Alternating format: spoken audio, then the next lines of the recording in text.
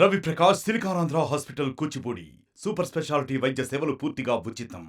తెలంగాణలో నిన్నటి నుంచి డిఎస్సి పరీక్షలు మొదలయ్యాయని చెప్పొచ్చు. గత నెక్స్ట్ మంత్ ఆగస్టు 5 వరకు అయితే ఈ పరీక్షలు అనేది కొనసాగుతాయి. ప్రస్తుతం మనము ఇన్వో విజన్ టెక్నాలజీస్ దగ్గర అయితే ఉన్నాము. ఇక్కడ ప్రస్తుతం మనం చూడొచ్చు కూడా క్యాండిడేట్స్ అందరూ లోపల ఎగ్జామ్ అటెండ్ అవ్వడానికి అయితే వెళ్తున్నారు. పూర్తిగా కూడా చాలా సిస్టమ్స్ 200 వరకు ఇక్కడ సిస్టమ్స్ ఉన్నాయి. ఈ సెంటర్లో 150 క్యాండిడేట్స్ ఉన్నాయి. పూర్తిగా వసతులు ఉన్నాయని అయితే సమాచారం వస్తుంది. అదేవిధంగా 2 సెక్టార్స్ లాగా ఏదైతే టైమింగ్స్ ప్రకారం అంటే 9:15 నుంచి మళ్ళీ ఈ మధ్యాహ్నం ఇంకో సెక్టార్ వరకు 2 సెషన్స్లో అయితే ఎగ్జామ్ కొనసాగిస్తున్నారని తెలుస్తుంది. మొత్తం మీద కూడా అప్లికేషన్స్ అయితే 2.79 lakhs ఆఫ్ అప్లికేషన్స్ అయితే ఫిల్ అవ్వడం జరిగింది. పోస్టులు మాత్రం 11,062 పోస్టులు తెలంగాణ మొత్తంలో ఉన్నాయని పూర్తిగా తెలుస్తుంది.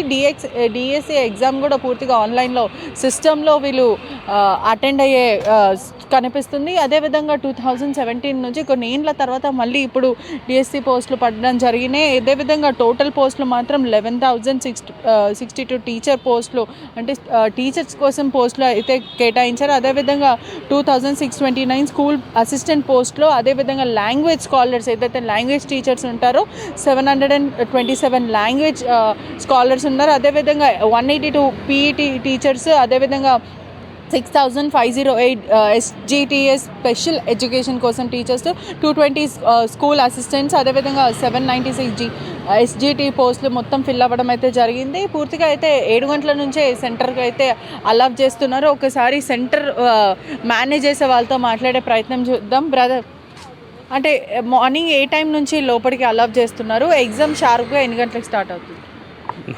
మార్నింగ్ ఎగ్జామ్ అయితే 9కి స్టార్ట్ అవుతుంది. 7:30 నుంచి ఎంట్రీ ఉంటుంది.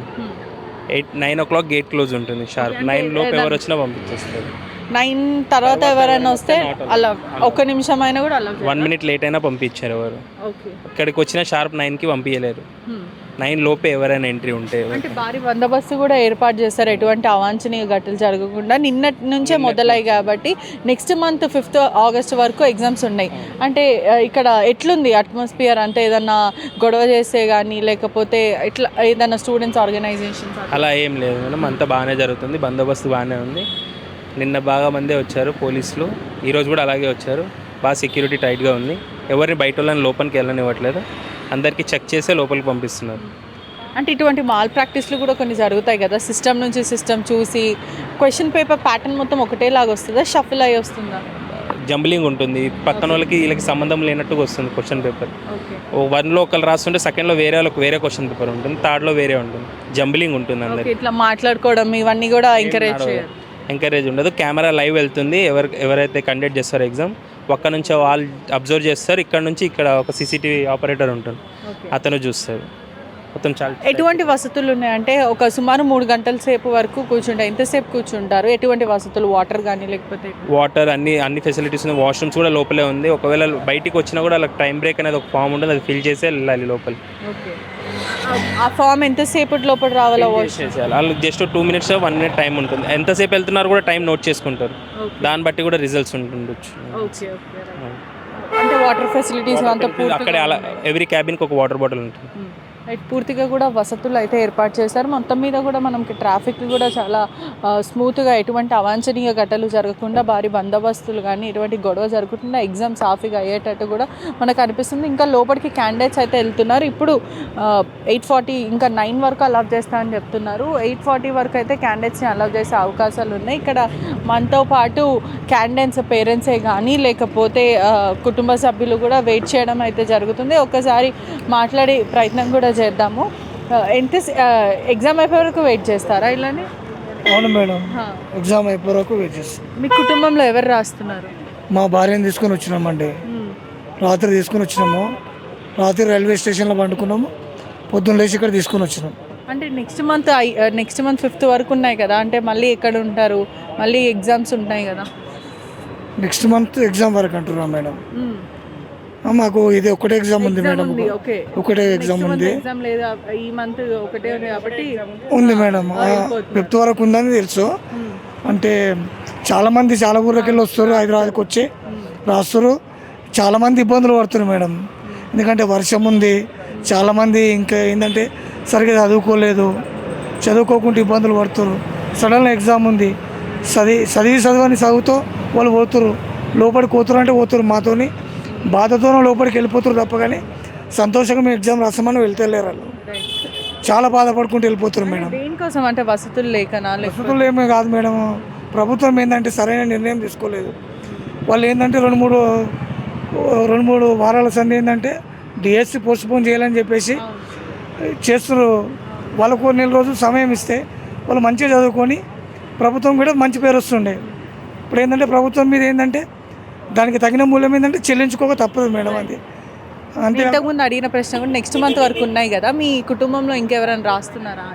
మా కుటుంబంలో అంటురా మేడం, ఇంకా చాలామంది రాష్ట్రాలు ఉన్నారు మేడం. ఎవరు వచ్చినా కూడా ఇట్లా హైదరాబాద్కు రావాలంటే సంగారెడ్డి అక్కడికి వెళ్ళి జైరాబాద్కి వెళ్ళి వచ్చినాం మేడం. మేము అంత దూరంకి వెళ్ళి ఇక్కడ రావాలంటే కష్టం, ఇక్కడ వచ్చి ఇక్కడ సెంట్రల్ దొరకాలంటే కష్టం. అందుకే రాత్రి వరకు అక్కడ వచ్చి ఉండి ఎక్కడో ఒక దగ్గర పండుకొని ఉండి మళ్ళీ పొద్దున వచ్చి ఇక్కడ సెంటర్లో లెంకి ఇబ్బందులు కూడా అవుతుంది మేడం. ఇంకా పేరెంట్స్ కూడా చిన్న పాపను పెట్టుకొని కూడా మాట్లాడుతున్నారు. ఎవరు రాస్తున్నారు ఎగ్జామ్? మా వైఫ్ అండి. అంటే ఎగ్జామ్ రాసే వరకు పాపను పెట్టుకొని ఇక్కడనే ఉంటారు? ఇక్కడే ఉండాలి. మీరు ఎక్కడి నుంచి వచ్చారు? మాది చేవెళ్ళ. చేవెళ్ళ నుంచి. రైట్.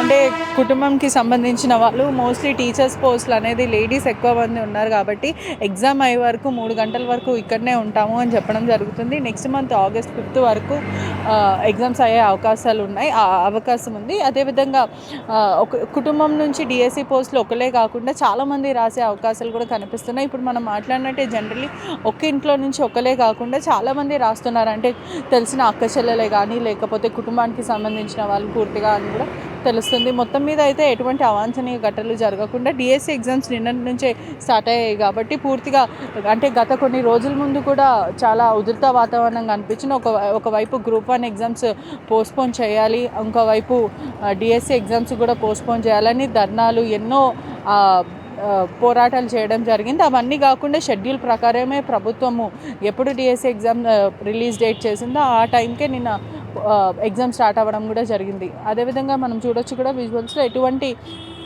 ఘటనలు జరగకుండా పూర్తిగా ఎన్విరాన్మెంట్ మొత్తం కూడా చాలా పీస్ఫుల్గా ఉందని కూడా చెప్పొచ్చు. Cameraman విజయ్తో పెట్రిషా reporting RTV Hyderabad.